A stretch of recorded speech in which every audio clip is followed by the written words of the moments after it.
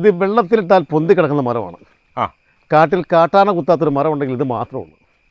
കാട്ടാന ഈ മരത്തിൽ കുത്തില്ല. അവന് ഈ കുത്തിയാൽ ഇവൻ്റെ കടിക്കുന്ന പാമ്പിൻ്റെ പേര് ചുരുട്ട, ഈ മരുന്നിൻ്റെ പേര് മടക്ക.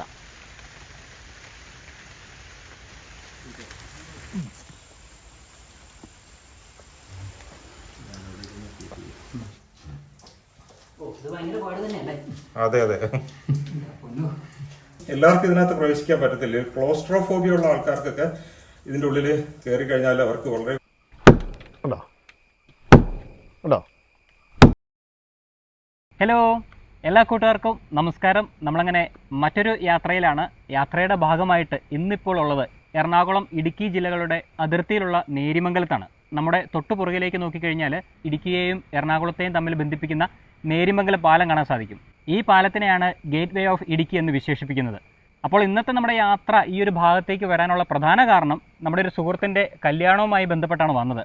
നിങ്ങൾക്ക് ഒരുപക്ഷെ പരിചയമുണ്ടാകും ട്രാവൽ ട്രെൻഡ്സ് വിത്ത് എബിൽ. നമ്മുടെ മാമലക്കണ്ടം വീഡിയോസൊക്കെ ചെയ്യുന്ന സമയത്ത് അദ്ദേഹം നമ്മളെ ഒരുപാട് ഹെൽപ്പ് ചെയ്തിരുന്നു. ഇന്നലെ അദ്ദേഹത്തിൻ്റെ കല്യാണമായിരുന്നു. അതുമായി ബന്ധപ്പെട്ടാണ് നമ്മൾ ഈ ഒരു ഭാഗത്തേക്ക് എത്തിച്ചേർന്നത്. അങ്ങനെ അദ്ദേഹത്തിൻ്റെ കല്യാണമൊക്കെ കൂടി മംഗളാശംസകളൊക്കെ നേർന്ന് അവിടെ നിന്ന് നമ്മൾ നേരിമംഗലം ഭാഗത്ത് വന്ന് റൂം എടുത്ത് താമസിക്കുകയാണ് ചെയ്തത്. അങ്ങനെ എബിലിൻ്റെ കല്യാണവുമായി ബന്ധപ്പെട്ടാണ് നമ്മൾ ഈ ഒരു ഭാഗത്തേക്ക് എത്തിച്ചേർന്നത്. എന്തായാലും നമ്മൾ ഈ ഒരു ഭാഗത്തേക്ക് വന്നുകൊണ്ട് ഇവിടെ നിന്ന് കുറച്ച് കാഴ്ചകളും വിശേഷങ്ങളൊക്കെ നിങ്ങളുമായി പങ്കുവെക്കാമെന്ന് വിചാരിക്കുന്നു. ഇവിടെ 1-2 സ്ഥലങ്ങളുണ്ട് നമുക്ക് പോയി കാണാൻ പറ്റുന്നത്. എല്ലാവർക്കും വരാൻ പറ്റുന്ന സ്ഥലങ്ങളാണ്. നമ്മുടെ ഇന്നത്തെ യാത്ര എന്ന് പറയുന്നത് ഭൂതത്താൻകെട്ടിലേക്കാണ്. ഭൂതത്താൻകെട്ട്, അതോടൊപ്പം തന്നെ ഇഞ്ചത്തൊട്ടി, ഇങ്ങനെ കുറച്ച് സ്ഥലങ്ങളിലൂടെയൊക്കെയാണ് നമ്മുടെ ഇന്നത്തെ യാത്ര. അത്യാവശ്യം കാഴ്ചകളും വിശേഷങ്ങളൊക്കെ ഉള്ള ഒരു പ്രദേശമാണ് നേരിമംഗലവും നേരിമംഗലത്തിനോട് ചുറ്റപ്പെട്ട പ്രദേശങ്ങളൊക്കെ. നമ്മളിപ്പോൾ നേരിമംഗലം പാലത്തിൻ്റെ തൊട്ട് താഴ്ഭാഗത്തായിട്ടാണ് നിൽക്കുന്നത്. ഈ ഒരു പാലത്തിന് ഒരു ചെറിയൊരു ചരിത്രമുണ്ട്. എങ്ങനെയാണ് ഈ ഒരു പാലം ഇവിടെ നിർമ്മിച്ചത്, അതിനൊക്കെ ഒരു ചെറിയൊരു ചരിത്രമുണ്ട് അല്ലേ സാറേ? അതെ, പാലത്തിന് ഒരു ചെറിയ ചരിത്രമുണ്ട്. പണ്ട് കാലങ്ങളിൽ അതിൻ്റെ വർഷം ശരിയായിട്ടൊരു ഓർമ്മയില്ലെങ്കിൽ കൂടിയും പഴയ കാലത്ത് കൊച്ചിയെയും മൂന്നാറിനെയും തമ്മിൽ ബന്ധിപ്പിച്ചിരുന്നൊരു പഴയ റോഡുണ്ട്. അത് അറിയപ്പെട്ടിരുന്നത് ആലുവ മൂന്നാർ റോഡെന്നാണ്. അപ്പോൾ നമ്മുടെ മുന്നത്തെ ചില വീഡിയോകളിലൊക്കെ ആ റോഡിനെ സംബന്ധിച്ചിട്ടുള്ള കാര്യങ്ങളൊക്കെ നിങ്ങളെ പരിചയപ്പെടുത്തിയിരുന്നു. അത് നമ്മുടെ യാത്രയുടെ ഭാഗമായി നമ്മൾ മാങ്കുളത്തും പൂയംകുട്ടിയിലും ഒക്കെ പോയ അവസരത്തിലായിരുന്നു. അപ്പോൾ ആ റോഡ് 1924 ഒരു മഹാപ്രളയം കേരളത്തിലുണ്ടായി. ആ പ്രളയത്തോടനുബന്ധിച്ച് ആ റോഡിൻ്റെ പല ഭാഗങ്ങളും, അതായത് മാങ്കുളം ഭാഗവും പൂയംകുട്ടി ഭാഗവും ഒക്കെ നശിക്കപ്പെടുകയാണ് ഉണ്ടായത്. അങ്ങനെ മൂന്നാറും കൊച്ചിയും തമ്മിലുള്ളൊരു യാത്രാമാർഗം വിച്ഛേദിക്കപ്പെടുകയാണ് ഉണ്ടായത്. അപ്പോൾ ആ ഒരു സാഹചര്യത്തിൽ അന്നത്തെ തിരുവിതാംകൂർ സർക്കാർ പുതിയൊരു റോഡ് നിർമ്മിക്കുന്നതിനെക്കുറിച്ച് ആലോചിക്കുകയുണ്ടായി. അങ്ങനെയാണ് ഇപ്പോൾ നമ്മളെല്ലാവരും സഞ്ചരിച്ചുകൊണ്ടിരിക്കുന്ന എറണാകുളവും ഇടുക്കിയും തമ്മിൽ ബന്ധിപ്പിക്കുന്ന പുതിയ റോഡും ഈ ഒരു നേര്യമംഗലം പാലവും നിർമ്മിക്കപ്പെട്ടിട്ടുള്ളത്. 1924 ഈ നേര്യമംഗലം പാലം നിർമ്മിക്കാനായിട്ടുള്ള ഉത്തരവ് പുറപ്പെടുവിച്ചത് അന്നത്തെ തിരുവിതാംകൂർ മഹാറാണിയായിരുന്ന സേതു ലക്ഷ്മിബായിയാണ്. പിന്നീട് 1935 അക്കാലത്തെ മഹാരാജാവായിരുന്ന ശ്രീ ചിത്ര തിരുനാൾ ബാലരാമവർമ്മയാണ് ഈ പാലം ഉദ്ഘാടനം ചെയ്തത്. അപ്പോൾ ഈ പാലത്തിന് കുറേ സവിശേഷതകളൊക്കെ ഉണ്ട്. വളരെ കാലം മുന്നേ നിർമ്മിച്ചിട്ടുള്ളൊരു പാലമായതുകൊണ്ട് അക്കാലത്ത് സിമൻ്റ് ഒന്നും ലഭ്യമായിരുന്നില്ല. അപ്പോൾ അതുകൊണ്ട് സുർക്കിയും കരിങ്കല്ലും ഉപയോഗിച്ചിട്ടാണ് ഈ പാലം നിർമ്മിച്ചിട്ടുള്ളത്. കൂടാതെ നിങ്ങൾക്ക് കാണാവുന്നത് പോലെ ഇതൊരു ആർച്ച് ഡാമാണ്. എത്രയോ കാലങ്ങളിലുള്ള മഹാപ്രളയങ്ങളൊക്കെ അതിജീവിച്ച് ഇന്നും ഈ പാലം ഒരു വലിയ അത്ഭുതമായിട്ട് തന്നെ നിലനിൽക്കുകയാണ് ഇവിടെ. അപ്പോൾ ഇതൊക്കെ തന്നെയാണ് നേരിമംഗലം പാലത്തിനെക്കുറിച്ച് പറയുകയാണെങ്കിൽ. ഈ ഒരു പാലത്തിനെക്കുറിച്ച് മറ്റൊരു പ്രധാന കാര്യം പറയുകയാണെങ്കിൽ അധികം വീതിയുള്ളൊരു പാലമല്ല. 5 മീറ്ററോളമേ ഈ ഒരു പാലത്തിന് വീതിയുള്ളൂ. അതുകൊണ്ട് തന്നെ ഒരേ സമയം 2 ചെറിയ വാഹനങ്ങളൊക്കെ കടന്നു പോകാനായിട്ട് സാധിക്കുകയുള്ളൂ. ബസ്സോ ലോറിയോ ഒക്കെ വരികയാണെങ്കിൽ ഒതുക്കി നിർത്തിയതിന് ശേഷം എതിർവശത്തു നിന്ന് വരുന്ന വലിയ വാഹനങ്ങൾ കടന്നു പോയതിന് ശേഷം മാത്രമേ നമുക്ക് നമ്മുടെ യാത്ര മുന്നോട്ട് പോകാനായിട്ട് സാധിക്കുകയുള്ളൂ. അപ്പോൾ അതൊക്കെ ഒരു ബുദ്ധിമുട്ടായതുകൊണ്ട് തന്നെ സമാന്തരമായിട്ട് ഒരു പുതിയ പാലം കൂടി പണിതുകൊണ്ടിരിക്കുകയാണ്. ഇത് കൊച്ചിയിൽ നിന്ന് വരുന്ന ഒരു പ്രധാന പാതയാണ്, നാഷണൽ ഹൈവേ 85. ഇത് അവസാനിക്കുന്നത് ധനുഷ്കോടിയിലാണ്. അപ്പോൾ അതുകൊണ്ട് തന്നെ ഒരുപാട് യാത്രികർ ഈ ഒരു വഴിയിലൂടെ യാത്ര ചെയ്യുന്നുണ്ട്. അപ്പോൾ അതുമായി ബന്ധപ്പെട്ട് ഈ ഒരു ചെറിയ പാലം ഇന്നത്തെ കാലത്ത് വളരെ ബുദ്ധിമുട്ട് നിറഞ്ഞൊരു കാര്യമാണ്. അതുകൊണ്ടാണ് ഇതിന് സമാന്തരമായിട്ട് പുതിയ പാലം ഇപ്പോൾ പണിതുകൊണ്ടിരിക്കുന്നത്. അപ്പോൾ ഇതൊക്കെ തന്നെയാണ് നേരിമംഗലവും നേരിമംഗലത്തെ വിശേഷങ്ങളെക്കുറിച്ചൊക്കെ പറയുകയാണെങ്കിൽ. അപ്പോൾ ഇന്നത്തെ യാത്ര നേരിമംഗലത്ത് നിന്ന് ആരംഭിക്കാം. എല്ലാ കൂട്ടുകാർക്കും മറ്റൊരു പുതിയ വീഡിയോയിലേക്ക് സ്വാഗതം. അനിൽ സാറിനൊപ്പം ഞാൻ Bibin Thomas. Welcome to Bibro stories. നമ്മുടെ യാത്രയുടെ ഭാഗമായിട്ട് നമ്മളിപ്പോൾ ഭൂതത്താൻകെട്ടിൽ എത്തിച്ചേർന്നിരിക്കുകയാണ്. ഈ ഭൂതത്താൻകെട്ട് വളരെ പ്രസിദ്ധമായൊരു സ്ഥലമാണ്. എല്ലാവർക്കും അറിയാവുന്ന പോലെ ഇവിടെ ഒരു അണക്കെട്ടുണ്ട്. പിന്നെ ഒരു പ്രധാനപ്പെട്ട ടൂറിസ്റ്റ് കേന്ദ്രവും കൂടിയാണ്. അതുകൊണ്ട് തന്നെ ഇവിടെ ധാരാളം വിനോദസഞ്ചാരികളൊക്കെ എത്തിച്ചേരുന്നുണ്ട്. ഭൂതത്താൻകെട്ട് എറണാകുളം ഇടുക്കി ജില്ലയുടെ ഒരു അതിർത്തി പ്രദേശത്ത് തന്നെയാണുള്ളത്. അപ്പോൾ ഇന്നത്തെ നമ്മുടെ യാത്രയുടെ ഉദ്ദേശം എൻ്റെ പുറകിൽ കാണുന്ന ഒരു ചെറിയ വനമാണ്. ഈ വനത്തിലൂടെ നമ്മൾ സഞ്ചരിച്ച് ഇവിടുത്തെ കാഴ്ചകളും ഇവിടെ ഒരു വിശേഷപ്പെട്ട ഒരുപാട് സസ്യങ്ങളും ചെടികളും ഒക്കെ ഉള്ള ഒരു പ്രദേശമാണ്. അപ്പോൾ ഇതിനെ സംബന്ധിച്ച് ഉള്ള കാര്യങ്ങളൊക്കെ കണ്ടും കേട്ടും ഒക്കെയാണ് മുന്നോട്ട് പോകുന്നത്. അവസാനം നമ്മൾ എത്തിച്ചേരുന്നത് പഴയ ഭൂതത്താൻകെട്ട് അണക്കെട്ടിലാണ്. അതിൻ്റെ വിശേഷങ്ങളൊക്കെ നമ്മൾ അവിടെ ചെന്നിട്ട് വിശദമായിട്ട് നിങ്ങളോട് പറഞ്ഞു തരാം. അപ്പോൾ നമ്മളോടൊപ്പം ഇന്നത്തെ യാത്രയിൽ തോമസ് ചേട്ടനാണ് ഉള്ളത്. അദ്ദേഹത്തെ നമ്മൾ ഇവിടെ വന്നപ്പോഴാണ് പരിചയപ്പെട്ടത്. അദ്ദേഹം നമ്മുടെ ഗൈഡായിട്ട് വരാൻ സന്നദ്ധനായിരിക്കുകയാണ്. അപ്പോൾ നമുക്ക് തോമസ് ചേട്ടനെ ഒന്ന് പരിചയപ്പെടാം. ചേട്ടാ നമസ്കാരം. നമസ്കാരം. തോമസ് ചേട്ടൻ ഇവിടെ പിന്നെ ഫോറസ്റ്റിലെ വാച്ചറാണോ? അതെ, അത് ശരി. അപ്പോൾ എന്താണ് ഫോറസ്റ്റിലെ എക്കോ ടൂറിസ്റ്റിലെ വാച്ചർ. എക്കോ ടൂറിസ്റ്റിൽ. അപ്പോൾ തോമസ് ചേട്ടൻ എത്ര വർഷമായിട്ട് ഇവിടെ ജോലി എടുക്കുന്നു? ഞങ്ങളിതിപ്പോൾ 8 വർഷമായി. 8 വർഷമായിട്ട്. അപ്പോൾ ഇവിടെ വരുന്ന ടൂറിസ്റ്റുകൾക്ക് വഴികാട്ടിയായിട്ട് പോയിട്ട് അവർക്ക് ഇവിടെയുള്ള കാര്യങ്ങളൊക്കെ വിവരിച്ചു കൊടുക്കുക. അത് നമ്മൾ വഴികാട്ടിയിട്ട് പറഞ്ഞാൽ നമ്മളെ വിളിച്ച കാര്യങ്ങൾ പറഞ്ഞ കൂടി ഞങ്ങൾക്ക് പോകാറുള്ളൂ. ഇല്ലെങ്കിൽ ഞങ്ങൾക്ക് ഇതിനകത്ത് ഉള്ള ചെറിയ ഡ്യൂട്ടികളാണ്. കാരണം ചില പോയിന്റുകളൊക്കെ നമ്മൾ നിൽക്കേണ്ട സ്ഥലങ്ങളുണ്ട്.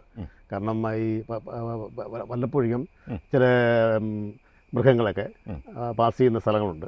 അവിടെ നമ്മൾ ഡ്യൂട്ടി ചെയ്യുക എന്നതാണ്. പിന്നെ നമ്മൾ വിളിച്ചു കഴിഞ്ഞാൽ ഇതൊക്കെ ഭൂതത്താൻകെട്ടിൻ്റെ കഥകളും കാര്യങ്ങളും ഇതൊക്കെ പറഞ്ഞു കൊടുക്കാൻ നമ്മൾ പോകാറുണ്ട്. അപ്പോൾ ഇവിടെ ഒരുപാട് ടൂറിസ്റ്റുകൾ എത്താറുണ്ടോ? ഒരുപാട് എത്താറുണ്ട്. അപ്പോൾ സന്തോഷമായിട്ടാണ് ജോലി? സന്തോഷം, വളരെ സന്തോഷമാണ്. വളരെ സന്തോഷമാണ്. അപ്പോൾ നമുക്ക് അകത്തോട്ടൊന്ന് പോയി കാഴ്ചകൾ കണ്ടാലോ? ആയിക്കോട്ടെ, കുഴപ്പമില്ല. അപ്പോൾ പറഞ്ഞ പോലെ തോമസ് ചേട്ടനുമായിട്ട് നമ്മൾ ഈ വനത്തിനകത്തേക്ക് കയറുകയാണ്. നമ്മളങ്ങനെ കാടിൻ്റെ ഉള്ളിലേക്ക് പ്രവേശിച്ചു. കുറച്ച് ദൂരം മുന്നോട്ട് നടന്നു കഴിഞ്ഞപ്പോൾ തോമസ് ചേട്ടൻ പറഞ്ഞു ഇവിടെ കുറച്ച് വിശേഷപ്പെട്ട മരങ്ങളുണ്ട്. ഇത് ആയുർവേദമായിട്ട് ബന്ധപ്പെട്ട് ഔഷധ ഗുണങ്ങളുള്ള മരങ്ങൾ തന്നെയാണെന്നാണ് അദ്ദേഹം പറഞ്ഞത്. അങ്ങനെയാണെങ്കിൽ നമുക്ക് ഈ മരങ്ങളെ സംബന്ധിച്ച് ചേട്ടനോടൊന്ന് ചോദിച്ചിട്ട് മുന്നോട്ട് പോകാം. പുറകുവശത്തൊരു മരമുണ്ട്, ഇവിടെ ഒരു വലിയ മരമുണ്ട്. അപ്പോൾ ഇതിൻ്റെ എന്താണ് ഈ മരം? ഈ മരത്തിൻ്റെ ഗുണമെന്ന് പറഞ്ഞാൽ ഇത് മടക്കയെന്ന് പറഞ്ഞ മരമാണ്. മടക്ക. ഇത് ഞങ്ങളൊക്കെ വനങ്ങളിൽ യാത്ര ചെയ്ത് പോകുമ്പോഴത്തേനാണ് നമ്മൾ ഈ കാട്ടിൽ ചെല്ലുമ്പോൾ ചുരുട്ടയെന്ന് പറഞ്ഞൊരു പാമ്പുണ്ട്. ചുരുട്ട അത് പകൽ സഞ്ചരിക്കുന്നതല്ല, പകൽ കാഴ്ച ഇല്ലാത്തൊരു സാധനമാണ്. അതെവിടെയെങ്കിലും ചുരുണ്ടുകൂടിയിരിക്കും. ഞങ്ങൾക്ക് ഇപ്പോൾ നടന്നു പോകുമ്പോൾ ഇതുപോലെ നടന്നു പോകുമ്പോൾ സേഫായ വഴികളുണ്ടാവില്ല. ഞങ്ങൾ നടക്കുന്ന ആനത്താരകളിലാണ് നടന്നു പോകുന്നത്. ആനയാണ് കാട്ടിൽ വഴി ഉണ്ടാക്കുന്നത്. ആ വഴികൾ നടന്നു പോകുമ്പോൾ ഈ പുള്ളി അവിടെ ഇരിക്കാൻ സാധ്യതയുണ്ട്. രാത്രിയിലാണ് ഇവ നിലവിളിക്കുന്നത്. കടിച്ചു കഴിഞ്ഞാൽ കടിക്കാൻ സാധ്യതയുണ്ട്. പണ്ട് കാരണവന്മാർ പറയുന്നത് പോലെ നീർക്കോലി കടിച്ചാൽ അത്താഴം മുടങ്ങുമെന്ന് പറഞ്ഞ മട്ടാണ്. ഇവൻ കടിച്ച വിഷമില്ല. നമ്മുടെ ഈ കടിച്ചു കഴിയുമ്പോൾ നമ്മുടെ കാല് നീരാണ് കയറും. നീര് കയറി കഴിഞ്ഞാൽ നമുക്ക് പറിച്ച് നടക്കാൻ പറ്റാത്ത സാഹചര്യം വരും. അപ്പോൾ ഇതിൻ്റെ തൊലി നമ്മൾ കല്ലുകൊണ്ട് ഇടിച്ചെടുക്കുക. ഈ മടക്കമരത്തിൻ്റെ തൊലി കല്ലുകൊണ്ട് ഇടിച്ചെടുക്കുക. അപ്പോൾ നമ്മൾ കല്ലുകൊണ്ട് ഇടിച്ച് കാട്ടിലൊന്നും അരയ്ക്കാൻ സൗകര്യം ഉണ്ടാവില്ല. ആ തൊലി നമ്മൾ അല്പം ചവച്ച് നീരങ്ങൾ കഴിക്കുക. 10 മിനിറ്റ് കഴിയുമ്പോൾ നമ്മളെ കാലിൽ കടിച്ച നീര് കുറയും. കടിക്കുന്ന പാമ്പിൻ്റെ പേര് ചുരുട്ട, ഈ മരുന്നിൻ്റെ പേര് മടക്ക. കടിക്കുന്ന പാമ്പിൻ്റെ പേര് ചുരുട്ട, ഈ മരുന്നിൻ്റെ പേരും മടക്ക. അപ്പോൾ ചുരുട്ട കടിക്കുന്നതിന് ആ നീര് മാറുന്നതിന് മടക്കയുടെ നീര്. അപ്പം അളവിയ മൂർക്കോ വിഷമേറി പാമ്പ് കടിച്ചാൽ ഒരു കാരണവശാലും ഭൂതത്താൻകെട്ടിൽ ചെന്ന് ഗൈഡ് തോമസ് പറഞ്ഞു കൊടുത്താൽ ആള് മരിച്ചു കൂട്ടോ. അങ്ങനെ വിഷയം ചുരുട്ടയുടെ കാര്യം മാത്രമേ ചെയ്യാൻ പറ്റും. പിന്നെ നമ്മൾ ഈ കാണുന്ന വലിയ മരം, ഇത് വെൺമരുന്ന് എന്ന് പറഞ്ഞ മരമാണ്. വെൺമരുന്ന് പഴയ കാലങ്ങളിൽ നമ്മൾ പഴയ ഓട് മഞ്ഞ കെട്ടിടങ്ങൾ പണിയാനും ഫർണിച്ചർ പണിയാനൊക്കെ നല്ലതാണ് വെൺമരുന്ന് കേട്ടോ. അപ്പോൾ അതൊരു ഹാർഡ്വുഡാണ്. അതെ. പിന്നെ ഇപ്പോഴത്തേ കാണുന്ന മരം ചുവരക്കാലി എന്ന് പറഞ്ഞ മരമാണ്. ചുവരക്കാലി അത് മിക്കവാറും കാട്ടിലുള്ള ഈ അതിനെ നമ്മൾ സാധാരണ ഇതിൽ ചെയ്യുന്നതിനാ വെച്ചാൽ ഈ അതിർത്തി തിരിക്കാൻ വേണ്ടി മൃഗങ്ങൾ കടുവ സംബന്ധിച്ച് അതിർത്തി തിരിക്കാൻ വേണ്ടി ഇവൻ ഇങ്ങനെ മാന്തി മുറിവേൽപ്പിക്കും. ഈ മരത്തിലാണ് ഈ മരത്തിൽ കടുവ അതെ.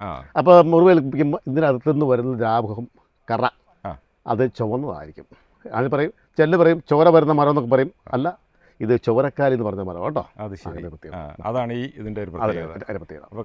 അപ്പോൾ അവൻ ആ വരച്ച് കഴിക്കുന്ന ഭാഗം കണ്ടു കഴിഞ്ഞാൽ ഒരു കാര്യം മറ്റേ പുള്ളി കടുവയ്ക്ക് ഇങ്ങോട്ട് പ്രവേശിക്കാൻ പറ്റില്ല. അതിലാണ് കടുവ ടെറിട്ടറി മാർക്ക് ചെയ്യുന്നത് ഈ മരത്തിൽ ഇങ്ങനെ അതിന്റെ നഖം കൊണ്ട് മാന്തിയിട്ടാണ് ആ കറയുണ്ടാവും. അപ്പോൾ മറ്റുള്ള കടുവ കുടുംബത്തിമാർക്ക് മനസ്സിലാവും അതിൻ്റെ അതിർത്തി രചിക്കുന്നതാണ്. ശരി ശരി, അങ്ങനെ വ്യത്യാസമുണ്ട്.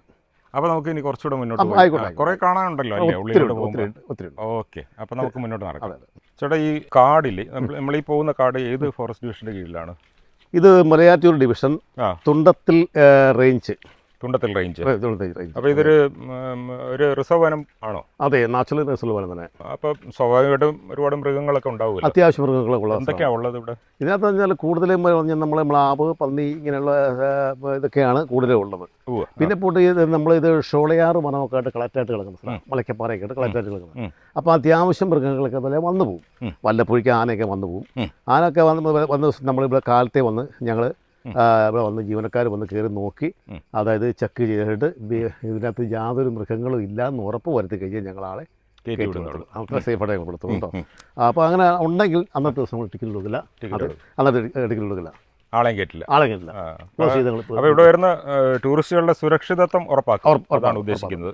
പിന്നെ കടുവ പുലിയൊക്കെ ഉള്ള വനമാണ് ഈ മലയാറ്റൂർ. അതൊക്കെ വല്ലപ്പുറം ഇവിടെയൊക്കെ ഞങ്ങൾ കാര്യമായിട്ട് ഞങ്ങൾ വരാറില്ല, വല്ലപ്പോഴും ഇങ്ങനെ അതല്ല, ഞാൻ ഇവിടുത്തെ കാര്യമല്ല ചോദിക്കുന്നത്. ഈ പൊതുവെ മലയാറ്റൂർ ഡിവിഷന്റെ കീഴിലുള്ള വനങ്ങളിൽ കടുവ പുലിയൊക്കെ ഉള്ളതാണോ? അത് എല്ലാം ഉള്ളതാണ്, എല്ലാ മൃഗങ്ങളും. സിംഹം ഒഴിച്ചല്ല, കേരളത്തിൽ സിംഹം മാത്രം വളർത്തില്ലല്ലോ, ബാക്കി എല്ലാ മൃഗങ്ങളും ഉള്ള ആനയുണ്ട്, കടുവയുണ്ട്, പുലിയുണ്ട്, കാട്ടുപോത്തുണ്ട്, കിങ് കോബ്ര, രാജവെമ്പാലൊക്കെ ഇഷ്ടമുള്ളൂ. ഈ രാജവെമ്പാല മൂർഖനെ കഴിക്കുമോ, പിടിച്ച് കഴിക്കുമോ? അത്യാവശ്യം മൂർഖനെ കൂടുതലും കഴിക്കുന്നത് ചേരയാണ് കഴിക്കുന്നത്. എന്നാലും പൊതുവെ മറ്റു പാമ്പുകളാണ് ഈ രാജവെമ്പാലയ്ക്ക് പഥ്യം. അതെ, കാരണം വെച്ചാൽ പണ്ട് കാരണന്മാർ പറഞ്ഞത് ഗതികെട്ടാ പുലി പുല്ലും തിന്നു പറഞ്ഞിട്ട് കിട്ടാതെ വരുമ്പോഴത്തേന് വരെ മൃഗം തിന്നാറുണ്ട്. മനുഷ്യനെ കടിക്കും, അത് കൊത്താറുണ്ടോ? സാറേ, ഇന്ന് ഒരു ഞാൻ 50 വർഷമായിട്ട് ഞാൻ വെള്ളാട്ടുപറന്ന ഗ്രാമത്തിൽ താമസിക്കുന്നതാണ്. അതിലൊരു 10-25 വർഷമായിട്ട് ഞാൻ ഫോറസ്റ്റ് ഡിപ്പാർട്ട്മെൻറ്റിൽ ഞാനിവിടെ വാച്ചറായിട്ട് ജോലി ചെയ്തിട്ടുണ്ട്. പിന്നെ കൂടാണ്ട് ഇതിനകത്ത് ഇരിക്കുന്നത് എൻ്റെ അറിവിൽ രാജവെമ്പാല ഒരു കാരണവശാലും കടിക്കുന്നതല്ല, മനുഷ്യനെ ഇതുവരെ അങ്ങനെ ഉപദ്രവിച്ചില്ല. എൻ്റെ അറിവിൽ തിരുവനന്തപുരം കാഴ്ച ബംഗ്ലാവിൽ വെച്ചൊരു അവിടുത്തെ ജീവനക്കാരെ കടിച്ചു എന്നുള്ളതാണ്. അത് ക്ലീൻ ചെയ്ത് അങ്കരിപ്പിച്ചപ്പോഴത്താണ്. അപ്പോൾ ഇതൊക്കെയാണ് നമ്മുടെ ഈ മലയാറ്റൂർ വനത്തിലെ മൃഗങ്ങളെ സംബന്ധിച്ചും പാമ്പുകളെ സംബന്ധിച്ചിട്ടുള്ള വിശേഷം ചേട്ടൻ നമ്മളോട് പറഞ്ഞു തന്നത്. അപ്പോൾ നമ്മൾ മുന്നോട്ട് വന്നപ്പോൾ ഇവിടെ മരം ഇങ്ങനെ ഒടിഞ്ഞു കിടക്കുന്നത്.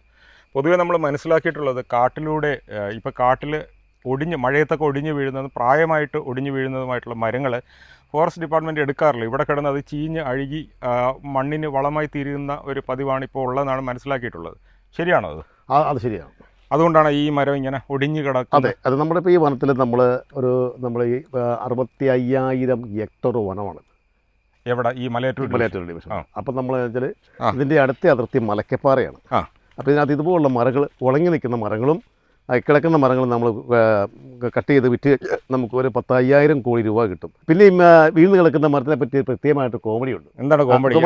കോമഡിയും വേണമല്ലോ. സാറ് ഒരു പണി സാർ വന്ന് ഇത് ഈ മരത്തിൽ നമ്മളിപ്പോൾ ടച്ച് ചെയ്ത് നോക്കുക, ഇങ്ങനെ നമ്മൾ കൈ ഒന്ന് ഓടിച്ച് നോക്കുക.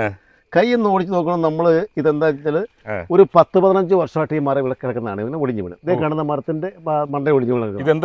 ഇത് വെൺമരം എന്ന് പറയും. വെൺമരം നമ്മളെ കണ്ട മരം. പിന്നെ ഇത് ഈ പ്രത്യേക വരാൻ കാരണം സാർ തൊട്ട് നോക്കുമ്പോൾ ഇതിനകത്ത് പ്രത്യേകത കണ്ടതെന്ന് വെച്ചാൽ നല്ല മിനുസമാണ്.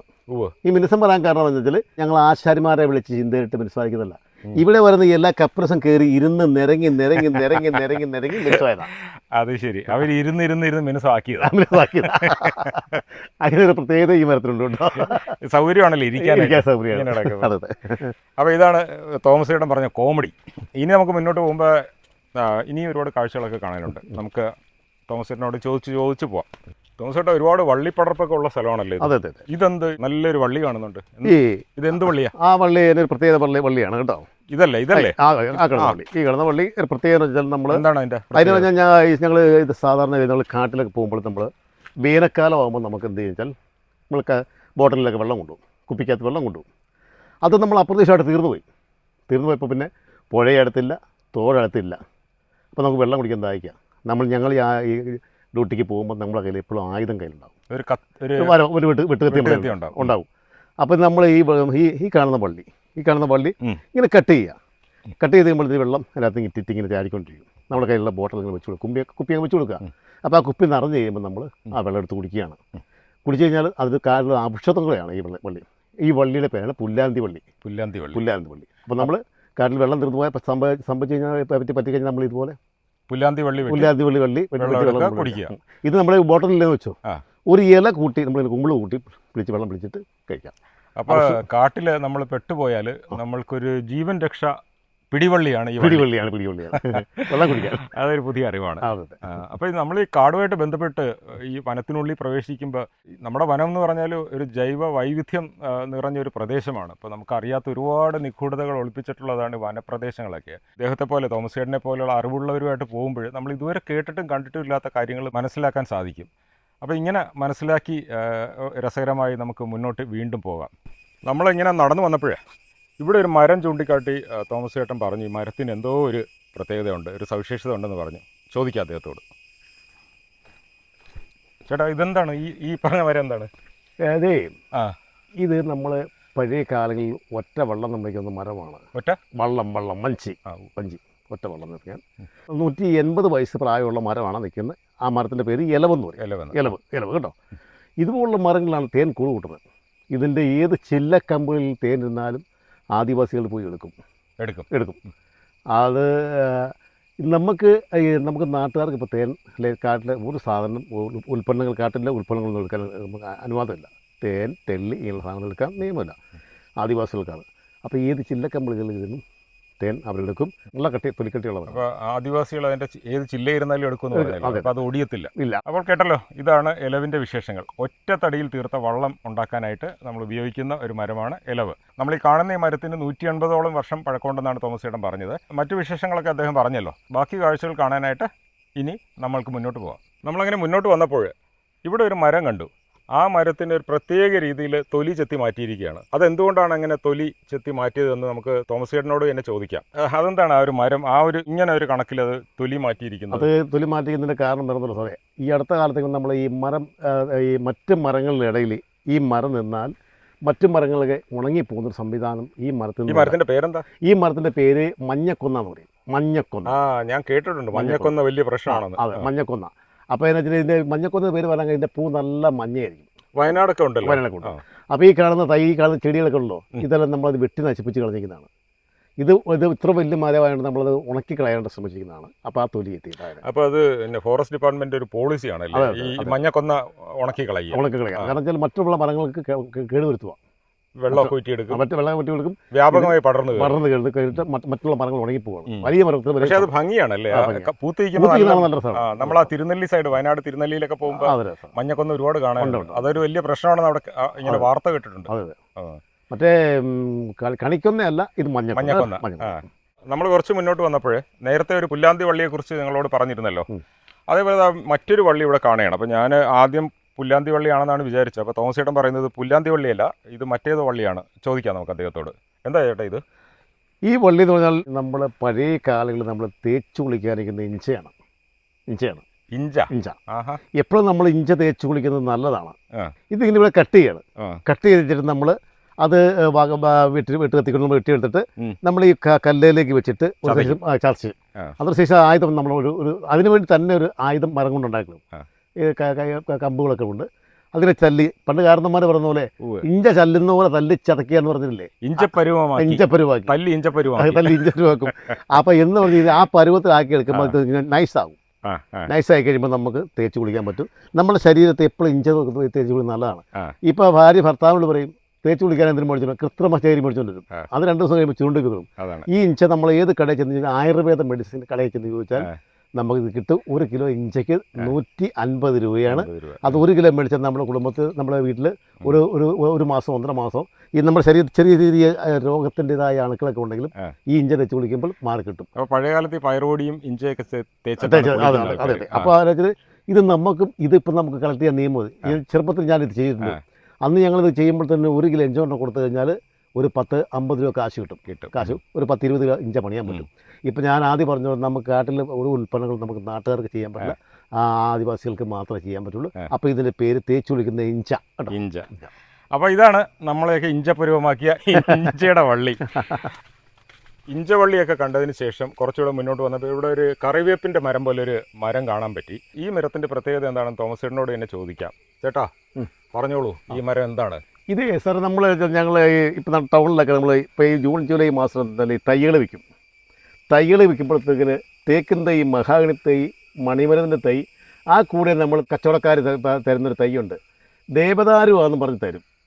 ദേവദാരുവാന്നും പറഞ്ഞ് വരും. നമ്മുടെ വീടിൻ്റെ മുറ്റത്ത് കൊണ്ട് വെച്ച് നമ്മൾ വളരെ അതിനെ നന്നായിട്ട് പരിപാലിച്ച് കൊണ്ടുവരും. അതായത് ദേവദാരു അല്ല, ഈ മരത്തിൻ്റെ പേര് മലമുരുങ്ങ എന്ന് പറയും. മലമുരുങ്ങ. അത് ദേവദാരു നമ്മുടെ കേരളത്തിൽ പിടിക്കില്ല, ഹിമാചൽ പ്രദേശത്തിലാണ് ഇത് പിടിക്കുന്നത്. അപ്പോൾ ഇത് മലമുരുങ്ങയല്ല, ദേവദാരു അല്ല, മലമുരുങ്ങ എന്ന് പറഞ്ഞ മരം കേട്ടോ. പക്ഷെ കളിപ്പ് പറ്റാതിരിക്കേണ്ടവർക്ക് ഞാൻ അതിൻ്റെ പരിചയപ്പെടുത്തി മാത്രമേ പരിചയപ്പെടുത്തും. തോമസ് ചേട്ടാ, ഒരു വലിയ മരം കാണുന്നു. ഉണ്ട്. ഈ മരത്തിന് എന്താ പ്രത്യേകത? ഈ മരം നമ്മൾ കഥകളിൽ പറയുന്ന യക്ഷിപ്പാല അല്ലെങ്കിൽ ഏഴിലമ്പാല. ഞാൻ പാല 5 സൈസ് ഞാൻ പരിചയപ്പെടുത്താം. കുളപ്പാല, കുളകപ്പാല, കൂനമ്പാല, ദന്തപ്പാല, ഏഴിലമ്പാല. അത് ശരി. ദന്തപ്പാല അത് പക്ഷതാണ്. ദന്തപാല ഔഷധമാണ്. ഔഷധം. നമ്മൾ പഴയ കാലങ്ങളിൽ നമ്മുടെ കുഞ്ഞു കുട്ടികൾക്ക് ആ. മുടി നീളം വയ്ക്കാൻ അത്യാവശ്യം അതിൻ്റെ ഇല കളക്ട് ചെയ്യാം. ആ. അപ്പോൾ ഒരു 2 ലിറ്റർ വെളിച്ചെണ്ണ എടുക്കുക, ആ. സെയിം ചേർത്ത് ഒരു പാത്രത്തിൽ വെക്കുക, ആ. 7 ദിവസം വെയിലത്ത് വെക്കുക. 7ാമത്തെ ദിവസം കൊണ്ട് അങ്ങോട്ട് തേച്ച് തുടങ്ങിയാൽ ആ. അത്യാവശ്യം നമുക്ക് പെൺകുഞ്ഞുങ്ങൾക്ക് മുടി നീളം വയ്ക്കും. പഴയ കാലം എന്ന് പറഞ്ഞാൽ ഇപ്പം നമ്മുടെ കുഞ്ഞുങ്ങളുടെ മുടി മുറിച്ച് കളഞ്ഞുകൊണ്ടിരിക്കുന്ന കാലമാണ്. അപ്പോൾ ആവശ്യമില്ല. അതിൻ്റെ ആവശ്യമില്ല. പിന്നെ ഇത് അത്യാവശ്യം നമ്മൾ പല്ല് വെക്കാറിലൊക്കെ പോകുമ്പോൾ പല്ല് വേദന ഉണ്ടായി കഴിഞ്ഞാൽ ഇതിൻ്റെ ഇല പറിച്ച് പയ്യെന്ന് തിരുമിയിട്ട് നമ്മൾ പല്ലിൽ വെച്ച് കൊടുത്താൽ ആവില്ല. വായിൽ വെച്ച് ഒത്തിരി കഴിഞ്ഞാൽ പൊള്ളും. പിന്നെ പോയിട്ട് ഇതിന് അടിപൊളി കഥയുണ്ട്. ഈ കാണുന്ന വള്ളി ഉണ്ടല്ലോ സാറേ, ഈ കാണുന്ന വള്ളി ഇതൊരു ചെറിയ സസ്യമായിരുന്നപ്പോൾ ഈ പാലമരത്തോട് വന്ന് ചോദിക്കുക, ഞാൻ നിന്റെ മേത്തൊന്ന് ഇരുന്നോട്ടെ എന്ന് ചോദിച്ചു. അപ്പോൾ ഇത്രയോ ശരീരമുള്ള പാലമരം പറഞ്ഞു, കുഴപ്പമില്ല ഇരുന്നോളാൻ പറഞ്ഞു. നീ ചെറുതല്ലേ, ഇരുന്നാൻ പറഞ്ഞു. കുറേ നാൾ കഴിഞ്ഞപ്പോൾ ഈ വള്ളി വീണ്ടും ചോദിക്കുക, ഞാൻ നിന്നെ ഒന്ന് കെട്ടിപ്പിടിച്ചോട്ടെ, ഒരു ആലിംഗനം ചെയ്തോട്ടെ എന്ന് ചോദിച്ചു. അപ്പോൾ ഉടനെ പറഞ്ഞു, കുഴപ്പമില്ല ഇത്ര ശരീരമുള്ള പുള്ളിയാണല്ലോ, കെട്ടിപ്പിടിച്ചാൽ പറഞ്ഞു. സ്നേഹപ്രകടനം. അതെ, കെട്ടിപ്പിടിച്ചാൽ പറഞ്ഞു. അവസാനം കണ്ട സാറ് ഇപ്പോൾ ഒരു 3 വർഷം കഴിയുമ്പോൾ വന്ന് നോക്കി കഴിയുമ്പോൾ ഈ വള്ളി കയറി മരത്തിൽ ചുറ്റിയിട്ട് ഈ മരം അങ്ങ് ഉണങ്ങിപ്പോവും. അപ്പോൾ ഇതിനാണ് ഒട്ടകത്തിന് അത് തന്നെ അതുപോലെ. അപ്പോൾ ഈ മരം ഉണങ്ങിപ്പോവും. ആ വള്ളിയുടെ പേരാണ് ചേലവള്ളി. എന്തുവള്ളിയാ? ചേലവള്ളി. ചില സ്റ്റാൻഡിലൊക്കെ ചെല്ലുമ്പോൾ, സ്കൂളിൽ പഠിക്കുമ്പോൾ കോളേജിൽ പഠിക്കുമ്പോൾ ചില വള്ളികളൊക്കെ ചില കുട്ടികളൊക്കെ വന്ന് ചോദിക്കും, ചില ആൾക്കാരൊക്കെ ഞാൻ നിന്നെ ഒന്ന് ആലിംഗനം ചെയ്തോട്ടെ, കെട്ടിപ്പിടിച്ചോട്ടെ എന്ന് ചോദിക്കും. അവസാനം നമ്മൾ ഉണക്കിക്കളയും. ഇത് വള്ളിക്കെട്ടാണ്. അപ്പോൾ നമ്മളങ്ങനെ ഉണക്കിക്കളയുന്ന ഒരു 100-125 ഇഞ്ച് വണ്ണമുള്ള വെൺമരം എന്ന് പറഞ്ഞ ഒരു മരം കളിച്ചിട്ട് അങ്ങനെ ഉണക്കിക്കളയുന്നത്. അപ്പോൾ ഇത് ചേലവള്ളി എന്ന് പറയുന്നതിൻ്റെ പേര്. അപ്പോൾ ഈ ചേലവള്ളി ഒരു പാരസൈറ്റ് പോലെ മരങ്ങളിൽ വളർന്ന് കയറിയിട്ട് അതെ അതിനെ ഇല്ലാതാക്കും. അത് ഉറപ്പാണ്. അതാണ് അതിൻ്റെ. അപ്പോൾ അതാണ് ഈ കാണുന്നത്. അതെ. അപ്പോൾ ഈ കുറച്ച് നാൾ കഴിയുമ്പോൾ ഈ പാലമരം പോകുമല്ലോ. പാലമരം പോകും, ഉറപ്പാണ്. ഉണക്കിക്കളയും. അപ്പം നമ്മൾ ചില വള്ളികൾ കേട്ട് കൂട്ടുകൂടിയാൽ നമ്മളെ ഉണക്കിക്കളയുന്ന ആളെ കഥയുടെ ആശം. അപ്പോൾ അതുകൊണ്ട് വള്ളികളുമായിട്ട് കൂട്ടുകൂടരുതെന്നാണ് തോമസ് ചേട്ടൻ പറയുന്നത്. അത് നമുക്ക് ദോഷം ചെയ്യും, നമ്മൾ ഉണക്കിക്കളയും. അതെ. അപ്പോൾ അതുകൊണ്ട് നല്ല വള്ളികളുമായിട്ടൊക്കെ വേണം സൗഹൃദം. അതെ. ഇതേപോലെ ഈ വള്ളിയുടെ പേരെന്തായിരുന്നു? ചേലവള്ളികളുമായിട്ട് ഒരു കൂട്ട് വേണ്ട കേട്ടോ. നമ്മുടെ വലതുവശത്ത് ഒരു വലിയ മരം കാണുന്നുണ്ടല്ലോ. ഉണ്ട്. എന്താണത്? ഇത് നമ്മൾ അവിടെ നിന്ന് വന്നപ്പോൾ നമ്മൾ കണ്ട ഇലവെന്ന് പറഞ്ഞ മരം. പഴയ കാലങ്ങളിൽ ഒറ്റവെള്ളം നിർമ്മിക്കാൻ നിൽക്കുന്ന മരം. ഇത് ചീനി എന്ന് പറഞ്ഞ മരമാണ്. ഇതും പഴയ കാലങ്ങളിൽ ഒറ്റവെള്ളം നിർമ്മിക്കാൻ നിൽക്കുന്ന മരമാണ്. ഇലവും ഇത് ചീനി. ഇത് വെള്ളത്തിലിട്ടാൽ പൊന്തി കിടക്കുന്ന മരമാണ്. കാട്ടിൽ കാട്ടാന കുത്താത്തൊരു മരം ഉണ്ടെങ്കിൽ ഇത് മാത്രമേ ഉള്ളൂ. ഈ മരത്തിൽ കുത്തില്ല. അതിൻ്റെ പ്രത്യേകത എന്താ വെച്ചാൽ ഈ മരം നൈസാണ്. അവന് ഈ കുത്തിയാൽ ഇവൻ്റെ കൊമ്പ് ഉടക്കുമെന്നുള്ള ഭയമാണ്. അത് കാരണം കാട്ടിൽ കാട്ടാന കുത്താത്തൊരു മരം ഉണ്ടെങ്കിൽ ഇത് മാത്രമേ ഉള്ളൂ. ചീനിമരം. ഇതിൻ്റെ പേര് ചീനിമരം കേട്ടോ. പിന്നെ ഇപ്പോൾ നമ്മളിപ്പോൾ ഗ്രൂപ്പ് ഫോട്ടോ എടുക്കാണ്ട് ശ്രമിക്കുകയാണ്. പിന്നെ ഗ്രൂപ്പ് ഫോട്ടോ എടുക്കാൻ വരുമ്പോൾ ശ്രദ്ധിക്കേണ്ട ഒരു കാര്യം വെച്ചാൽ നമ്മളൊരു 10-20 പേര് എവിടെയാണെന്ന് വെച്ചു അത്യാവശ്യം സൈസായിരിക്കും. അപ്പോൾ നമ്മൾ ഒരു കാരണവശാലും മരത്തെ ചാരി നിന്ന് ഫോട്ടോ എടുക്കാൻ അനുവാദം കൊടുക്കരുത്. അല്ല, കാരണം എന്താണെന്നറിയോ? മരം ഇത്ര വലിപ്പമുണ്ട്, മരം ചെരിഞ്ഞിരിക്കുന്നത്. അപ്പോൾ അവർ ചാരിക്കഴിഞ്ഞാൽ ചിലപ്പോൾ മിക്കവാറും മറിഞ്ഞു പോകാൻ സാധ്യതയുണ്ട്. അപ്പോൾ പോർച്ചുഗീസ് വീണ്ടും വരാൻ സാധ്യതയുണ്ട്. അപ്പോൾ അത് കാരണം മരത്തിൽ നിന്ന് വിട്ട് നിന്ന് ഫോട്ടോ എടുക്കാണ്. അപ്പോൾ അതൊരു തമാശ. അതെ. അപ്പോൾ ഇതുപോലുള്ള മരങ്ങൾ നമ്മൾ ഈ കേരളത്തിലെ എല്ലാ സ്ഥലങ്ങളിലും ഉണ്ട്. ശബരിമലയ്ക്ക് പോയി കഴിഞ്ഞാൽ ഇഷ്ടംപോലെ കാണാറുണ്ട്. അവിടെ കണ്ടത് ഇലവ്, ചീനി, ഇത് ചീനിമരം കേട്ടോ. അപ്പോൾ ഇതുപോലുള്ള മരങ്ങളിലേക്ക് ഒരു കല്ലെടുക്കുക, 2-3 ഇടി ഇടിക്കുമ്പോൾ നമുക്ക് ചെറുതായിട്ട് ഫീൽ ചെയ്യും. ആളുകൾക്ക് പെട്ടെന്ന് ഫീൽ ചെയ്യും. ആളുകൾ മാറിത്തരും, നമുക്ക് കിടന്ന് വാങ്ങാൻ പറ്റും കേട്ടോ. അപ്പോൾ ഞാൻ ജസ്റ്റ് ഒന്ന് ഇടിച്ച് കേൾപ്പിക്കാം കേട്ടോ.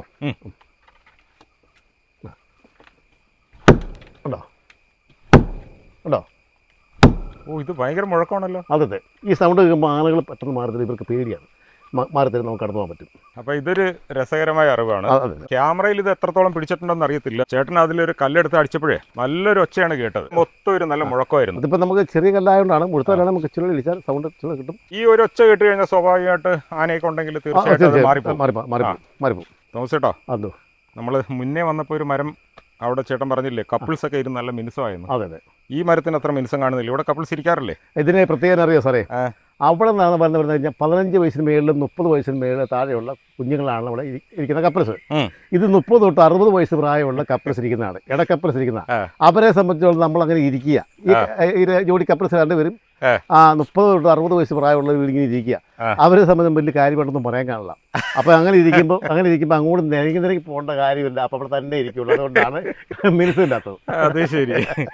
അപ്പോൾ 30 തൊട്ട് 60 വയസ്സ് പ്രായമുള്ള കപ്പിൾസ് ഇരിക്കുന്ന സ്ഥലമാണ്. അത് ശരി. അതുകൊണ്ടാണ് മിനുസ്. ചെറിയ പ്രായമുള്ള കപ്പിൾസ് ഇരിക്കുമ്പോൾ അവർക്ക് അങ്ങോട്ടും ഇങ്ങോട്ടും ഇറങ്ങി അങ്ങനെ പ്രത്യേകതയുണ്ട് കേട്ടോ. പിന്നെ പോട്ട് ഇത് കാട്ടിലെ ജാതിമരമാണ്. ഏത്? നമ്മുടെ ഇതൊക്കെയാണ്.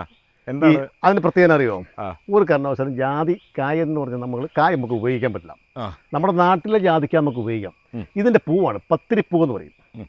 ഒരു 10,000, 1,500, 2,000 രൂപ വില കിട്ടും ഒരു കിലോയ്ക്ക്. ഒരു കിലോ ഒരു 12,000 രൂപ വില കിട്ടും. ഇതിൻ്റെ പ്രത്യേകത വെച്ചാൽ നമ്മൾ ഇതുപോലുള്ള ഇത് പത്തിരി നമ്മൾ നാട്ടുജാതിയിൽ ഇതിൻ്റെ കായ എടുത്ത് വടി ചെയ്യാം. നാട്ടുജാതിയിൽ ഈ കാ വടി ചെയ്ത് വെക്കാം. അല്ല പാകി മുളപ്പിക്കാം. നാട്ടുജാതിയിലെ തൊരി എടുത്ത് വടി ചെയ്യാം. അതായത് നമ്മൾ ഇതുപോലെ ജാതിയിൽ ഒരു വർഷം 50 കിലോ കാ കിട്ടുമെങ്കിൽ 100 കിലോ കാ ഉറപ്പാണ് ഇതിനെ വടി ചെയ്ത് പിടിപ്പിച്ചാൽ. ഒരു 10, 250, 300 വർഷത്തെ പഴക്കവും ചെയ്യും. അപ്പോൾ ഇത് കാട്ടിലെ ജാതി മരമാണ് നിൽക്കുന്നത് കേട്ടോ. ഓക്കെ, നമ്മളിപ്പം ഒരുപാട് ഔഷധ സസ്യങ്ങളെ കുറിച്ചൊക്കെ പറഞ്ഞു. പക്ഷെ എനിക്ക് അറിയേണ്ട കാര്യം മറ്റൊരു കാര്യം, അത് പ്രധാനപ്പെട്ട ഒരു കാര്യമാണ്. പ്രത്യേകിച്ച് കാട്ടില് ഈ കുരങ്ങ് അങ്ങനെയുള്ള പക്ഷികള് അവർക്കൊക്കെ ഭക്ഷിക്കണമെങ്കിൽ എന്തെങ്കിലും പഴങ്ങളൊക്കെ വേണം. അവർക്ക് ഭക്ഷിക്കാനായിട്ട് ഉള്ള പഴങ്ങൾ കാട്ടിലുണ്ടോ? ഉണ്ട്, ഇഷ്ടംപോലെ ഉണ്ട്. അതായത് നമ്മളിപ്പോൾ ഈ അത്യാവശ്യം നമ്മളിപ്പോൾ ഈ പഴങ്ങളിലെ എല്ലാം മിക്കവാറും ഒരു അവസാനിക്കുന്ന ലക്ഷണമാണ് സമയമാണിപ്പം. അതായത് നമ്മൾ സീസൺ കഴിയുന്ന നമ്മുടെ ഈ കാട്ടിലുള്ള അതായത് ആഞ്ഞിരിക്കപ്പഴം, വെട്ടിപ്പഴം, മുട്ടിപ്പഴം, അതുപോലെ തന്നെ തൊണ്ടിപ്പഴം, ചക്കപ്പഴം, ഇങ്ങനെയുള്ള ഇത് കൂട്ട് പഴങ്ങളെല്ലാം ഉണ്ട്. അതിൽ പ്രധാനപ്പെട്ടൊരു മരമാണ് ഞാനിപ്പോൾ പറയാൻ പോകുന്നത്. ഈ കാണുന്ന മരത്തിലുണ്ടാകുന്ന പഴമാണ്. ഇതാണോ? അതെ, ആയുർവേദ ഡോക്ടർമാരും അലോപ്പതി ഡോക്ടർമാരും അംഗീകരിച്ചിരിക്കുന്ന ഒരു പഴം ഉണ്ടാകുന്ന ഒരു മരമാണ് നിൽക്കുന്നത്. എന്താണത്? അതിൻ്റെ പ്രത്യേകത വെച്ചാൽ നമ്മുടെ കേരളത്തിൽ അടുത്ത കാലത്തെല്ലാം ഡെങ്കിപ്പനി പടർന്നു പിടിക്കുന്നു അല്ലേ? ഡെങ്കിപ്പനിക്ക് സംഭവിക്കുന്നത് എന്താ? കവുണ്ട് കുറയാം. കവുണ്ട് കൂടാൻ നമ്മൾ എന്ത് ചെയ്യും? മാതള നാരങ്ങ, കിവി, പ്രാഷൻ പൂട്ട്, ഇങ്ങനെയുള്ള ഇത്യാദി സാധനങ്ങളെല്ലാം മേടിച്ച് നമ്മൾ കഴിക്കും അല്ലേ പെട്ടെന്ന്. അപ്പോൾ അതിന് ഡോക്ടർമാർ പറയുന്നത് അതെന്നറിയോ? മുട്ടിപ്പഴം കിട്ടുമെങ്കിൽ അത് മേടിച്ച് കഴിക്കുക. കാട്ടിൽ ഇഷ്ടംപോലെ കിട്ടാറുണ്ട്. അപ്പോൾ ആ മുട്ടിപ്പഴം കഴിക്കുമ്പോൾ നമ്മൾ 3, 4, 5 പഴം കഴിക്കുമ്പോൾ പെട്ടെന്ന് കവുണ്ടം കൂടും. ആ മുട്ടിപ്പഴമാണ് മുട്ടിപ്പഴത്തിൻ്റെ മരമാണ്. ഇപ്പം നമ്മൾ ജൂലൈ മാസം ആയപ്പോൾ അതിൻ്റെ തീർന്നു. അപ്പോൾ അതിൻ്റെ സീസൺ കഴിഞ്ഞു. ഈ മുട്ടിപ്പഴം എന്ന് പേര് വരാൻ കാരണം എന്ന് വെച്ചാൽ നമ്മൾ കാണുന്നല്ലോ ഇതുപോലുള്ള മുട്ടുകളിലാണ് ഉണ്ടാകുന്നത്. ഇതുപോലുള്ള മുട്ടുകൾ ഇങ്ങനെ കാണുന്നുണ്ടോ? ഇങ്ങനെ ഈ മുട്ടുകളിലാണ് ഉണ്ടാകുന്നത് കേട്ടോ. അപ്പം മുട്ടിപ്പഴം ഉണ്ടാകുന്ന മരമാണ് കേട്ടോ. അപ്പോൾ അങ്ങനെയാണ് അതിന് മുട്ടിപ്പഴം എന്ന പേര് വീണത്. അത്യാവശ്യം ഞാൻ ഇത് വീട്ടിലൊക്കെ പിള്ളേർക്ക് പറിച്ചു കൊടുക്കാറുണ്ട്. അതുപോലെ തൊണ്ടിപ്പഴം കിട്ടാറുണ്ട്. തൊണ്ടിപ്പഴം, അതുപോലെ നമ്മുടെ ഈ ഞാവൽപ്പഴം, ഇങ്ങനെ തളിരുംപഴം, ഇഷ്ടംപോലെ പഴമുണ്ട്. പലതരം പഴങ്ങളുണ്ട് കാട്ടിൽ. അത് എപ്പോഴും നമ്മൾ ഈ പുതത്താങ്കട്ടെ എക്കോട്ട് ഹൗസിലൊക്കെ വരുമ്പോൾ തന്നെ എന്തെല്ലാം കൊണ്ട് നമ്മൾ കയ്യിലോട് ചോദിച്ചു കഴിഞ്ഞാൽ നമ്മൾ കളക്ട് ചെയ്ത് കൊടുക്കും. കാരണം വെച്ചാൽ ഇപ്പോൾ നമ്മൾ കഴിക്കുന്നത് എന്താ നിസ്സാരം പറഞ്ഞാൽ നമ്മൾ മുന്തിരിങ്ങ പോലും കിട്ടുന്നത് അത് എന്ത് പറയാം, നമ്മൾ പറയുന്നത് ശരിയല്ല എങ്കിലും ഞാൻ പറയാം മരുന്നുകൾ അടിച്ച കൊണ്ട് തന്നെ അല്ലേ. അപ്പോൾ അതുകൊണ്ട് നമ്മൾ കാട്ടിലുള്ള എല്ലാം ഫ്രഷാണ്. നല്ല കാട്ടിലാവുമ്പോൾ ആരും മരുന്നടിക്കാനാ മുന്നോട്ട് പോകാല്ലേ? ശരിയായി. ഓക്കെ, നമ്മളിപ്പോൾ ഒരു പാലം കയറാൻ പോകണല്ലോ. അതെ. ഈ തടി മറിഞ്ഞു വീണാണോ? ഇത് മറിഞ്ഞു വീണ സാറേ. ഓക്കെ, ഇത് ഒരു 2-3 വർഷത്തിന് മുമ്പേ മറിഞ്ഞു വീണ് കിടക്കുന്നതാണ്. അതിനൊരു നിങ്ങളൊരു പാലമാക്കി. അത് ഞങ്ങൾ പാലമാക്കിൻ്റെ ഒരു പ്രത്യേകത അറിയോ? ഇവിടെ നമ്മളൊരു ഈ 2-3 ദിവസം മുമ്പ് ഇതിനകത്ത് വെള്ളപ്പൊക്കം ഉണ്ടായിരുന്നു. അപ്പോൾ ഇതിനെ കടന്നു പോകാൻ പറ്റാത്ത സാഹചര്യം വരും. അപ്പോൾ ഇത് ഞങ്ങളിതൊരു നമ്മളിത് ഒറ്റപ്പാലമായിട്ട് നമ്മളിത് ഉപയോഗിക്കാണ്ട് ഈ പാലം ഉപയോഗിക്കുക. അപ്പോൾ നമ്മളിത് കടന്നു പോകാൻ വേണ്ടി മാത്രം എടുത്തിരിക്കുന്നതാണ് ഈ പാലമാണ് മറിഞ്ഞു കിടക്കുന്നത് കേട്ടോ. അതുപോലെ ഈ നമ്മുടെ ഈ കാട്ടുചോലയുണ്ടല്ലോ, ഉണ്ട്, അതിലെ വെള്ളം കുടിക്കാൻ കൊള്ളാവോ? ഇതിലെ വെള്ളത്തിന് പ്രത്യേകത സാറേ, അതായത് ഈ വെള്ളം ഒരു ചെറിയ തോടല്ല. ഈ വെള്ളം നമ്മൾ പാറവെട്ടിൽ നിന്ന് വരുന്ന ഉറവെള്ളമാണ്. ഉറവ. അതിൻ്റെ പ്രത്യേകത വെച്ചാൽ നമ്മൾ ഇതിനകത്ത് ചെറിയൊരു ആയുർവേദ ഒരു ഔഷധങ്ങളുള്ളതാണ്. ഒരു മണം ഉണ്ടല്ലോ, നല്ലൊരു മണം. ആയുർവേദ ഒരു എന്താ പറയുക, ഒരു ഔഷധമുള്ള ഒരു വെള്ളമാണ് ഇത്. ഈ വെള്ളം നമ്മൾ ഇതിന് താഴത്തേക്ക് പോകുന്ന എറണാകുളത്ത് കഴിക്കുന്ന വെള്ളം ഫ്രഷ് വെള്ളമല്ല, എല്ലാം മോശമായ. ഈ എറണാകുളത്ത് കാലിൽ കഴിഞ്ഞാൽ പിന്നെ ഇഷ്ടം പോലെ മാലിന്യങ്ങളുണ്ട്. മാലിന്യം ഫാക്ടറികൾ കിടക്കുന്നു. ഇത് ഇടുക്കി പെരിയാറാണ്. നമ്മളിപ്പോൾ ചെല്ലുന്ന പെരിയാറാണ്. ഈ ചോലയും പെരിയാറിലോട്ടാണ് ഈ ചോലയും പെരിയാറിലേക്ക് പോകുന്നത്. അപ്പോൾ ഞങ്ങൾ നല്ല വെള്ളം കുടിക്കുന്നത് എറണാകുളം ജില്ലക്കാർ, ഞങ്ങൾ എറണാകുളം ജില്ലക്കാരാണ്, പക്ഷേ അവർ മോശം വെള്ളം കുടിക്കുന്നു. അപ്പോൾ ഈ ചോല വെള്ളത്തിന് പ്രത്യേകിച്ച് പല മരത്തിൻ്റെ വേരുകളിൽ തട്ടിയാണ് വരുന്നത്. അപ്പോൾ നല്ല തണുപ്പ് സാറ് കഴിച്ച് നല്ല തണുപ്പില്ല, നല്ലൊരു മണമുണ്ട്. നമ്മളങ്ങനെ പാലം കടന്ന് മുന്നോട്ട് വന്നപ്പോൾ മഴ തുടങ്ങി. ഒരു പ്രതീക്ഷ ഉണ്ടായിരുന്നു, നല്ല വെയിലൊക്കെ ഉണ്ടാകുമെന്ന് പ്രതീക്ഷ ഉണ്ടായിരുന്നു. പക്ഷെ അത് സംഭവിച്ചില്ല. മഴ വന്നു. അപ്പോൾ ഒരുപാട് മഴ ഉണ്ടാവില്ല എന്നുള്ളൊരു പ്രതീക്ഷയോടെയാണ് നമ്മൾ മുന്നോട്ട് പോകുന്നത്. ഒരുപാട് മഴ കാട്ടിൽ പെയ്തു കഴിഞ്ഞാൽ പിന്നെ അട്ടയുണ്ടാവും, അങ്ങനെയൊക്കെയുള്ള പ്രശ്നങ്ങളുണ്ടാവും. അത് മാത്രമല്ല, നമുക്ക് നേരെ ഷൂട്ട് ചെയ്യാൻ പറ്റാത്തൊരവസ്ഥ വരും മഴ വന്നു കഴിഞ്ഞാൽ. അപ്പോൾ ഇത്രയും നേരം നമ്മൾ ആ ഒരു ബുദ്ധിമുട്ടില്ലാതെ ഷൂട്ട് ചെയ്തു. ഇപ്പോഴാണ് മഴ എത്തിയത്. അപ്പോൾ ഇനി കുറച്ച് കഴിയുമ്പോൾ ഈ മഴ നിൽക്കുമെന്നാണ് നമ്മുടെ ഒരു പ്രതീക്ഷ. അപ്പോൾ എന്തായാലും നമുക്ക് മഴ നിൽക്കുമെന്നുള്ളൊരു പ്രതീക്ഷയോടെ മുന്നോട്ട് പോയി കാഴ്ചകളും വിശേഷങ്ങളും ഒക്കെ കാണുകയും കേൾക്കുകയും ചെയ്യാം. ഇപ്പോൾ മഴയ്ക്ക് കുറച്ച് ശമനമുണ്ടെങ്കിലും ചെറുതായിട്ടൊക്കെ ചാറുന്നുണ്ട്. ഇവിടെ എത്തിച്ചേർന്നപ്പോൾ ഇവിടെ ഒരു ബോർഡ് കണ്ടു, ദേ ഗുഹ എന്ന് പറഞ്ഞിട്ട്. അപ്പോൾ ഈ കാടിനുള്ളിൽ ഒരു ഗുഹയുണ്ട്. ഇനിയിപ്പോൾ അടുത്തായിട്ട് ഈ ഗുഹയിലോട്ട് പോയിട്ട് അവിടുത്തെ കാഴ്ചകളൊക്കെ ഒന്ന് കാണാം. അപ്പോൾ ഈ ഗുഹയിലെ കാഴ്ചകളൊക്കെ നമ്മൾ കാട്ടിത്തരാനായിട്ട് ഇവിടെ തന്നെയുള്ള ഒരു ടൂർ ഗൈഡ് ഉണ്ട്. അദ്ദേഹത്തിൻ്റെ പേര് റോയ് എന്നാണ്. ഗുഹയുടെ കവാടത്തിൽ കാത്തിരിപ്പുണ്ട്. നമുക്ക് അങ്ങോട്ട് പോയിട്ട് അവിടുത്തെ കാഴ്ചകളൊക്കെ ഒന്ന് കണ്ടിട്ട് വരാം.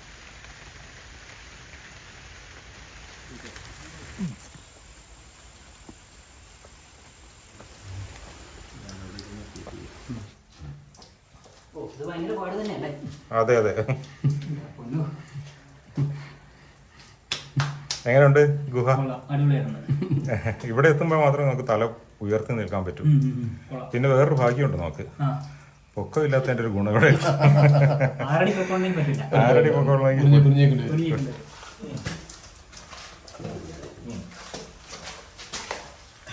അപ്പോൾ നമുക്ക് നമ്മുടെ ഈ ഗുഹയുടെ ഉള്ളിൽ കയറിക്കാൻ ഇവിടെ വന്നു കഴിഞ്ഞാൽ നമുക്കൊരു പ്രശ്നം, നമുക്കൊരു കാണാനുള്ള ഒരു എയർ ഹോളാണ്. എയർ ഹോൾ ഒരു കാലക്രമേണ കല്ലും മണ്ണൊക്കെ ഒന്ന് മൂടിപ്പോയി. ഞങ്ങൾ നോക്കിയതാണ്, സൂക്ഷിച്ച് നോക്കിയാൽ കാലപ്പഴത്തിൽ കല്ലും മണ്ണും ഒന്ന് മൂടിപ്പോയി. എങ്കിലും ഒരു ഇതേ കണ്ട ഗ്യാപ്പ് ഉണ്ട്, അവിടുന്ന് വെളിച്ചം കിട്ടും, വായു കിട്ടും. ഞാൻ ടോർച്ച് മാറ്റി പിടിക്കാൻ കുഞ്ഞൊക്കെ വെളിച്ചം കാണാം, അവിടുന്ന് എയർ വായു കിട്ടും. ശ്വാസം പിടിച്ചാവുന്നില്ല, വായു കിട്ടും. അപ്പൊ കുത്തിനെങ്കിൽ പാടി എയർ ഹോൾ കണ്ടില്ലേ. ഇനിയിപ്പോ സദ്യ കയറി നോക്കി കാണാം. നോക്കി ഗുഹ ഇവിടെ തീരുമില്ല, ഗുഹ വീണ്ടും പോകാൻ പോലെ കാണാൻ. ഇത് എത്ര ദൂരം ഉണ്ട്? 15 മീറ്റർ താഴേക്കോ. കംപ്ലീറ്റ് പോവാനാണ്. നമ്മൾ ഇവിടെ വരെ എല്ലാവരും കയറ്റി കാണിക്കാറ്. നേരത്തെ പാരിങ് ഉണ്ടാവില്ല. ഈ പോർക്കിപ്പൈൻ മുള്ളമ്മ ഉണ്ട്. അപ്പോൾ ഈ കുഞ്ഞുങ്ങളായിട്ടിരിക്കുക പള്ളി. നമുക്ക് കുഞ്ഞല്ലേ പോണേ. പുള്ളൊരു കോട്ടയിൽ ഞാൻ കൃത്യം അമ്പയും പോയിരിക്കും.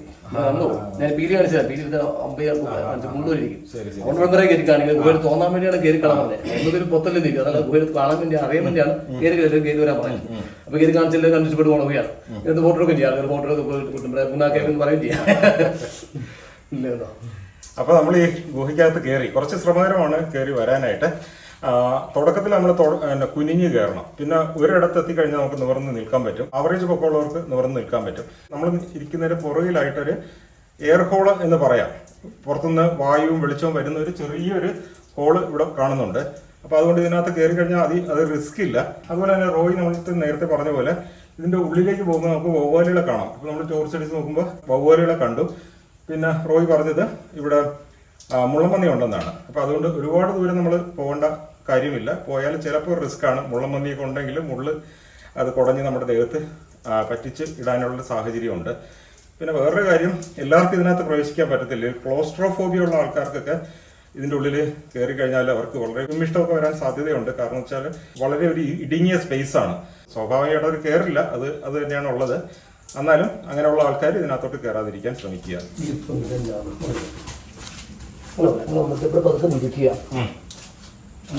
കാല് ഇവിടെ ഇവിടെ ചവിട്ടുക.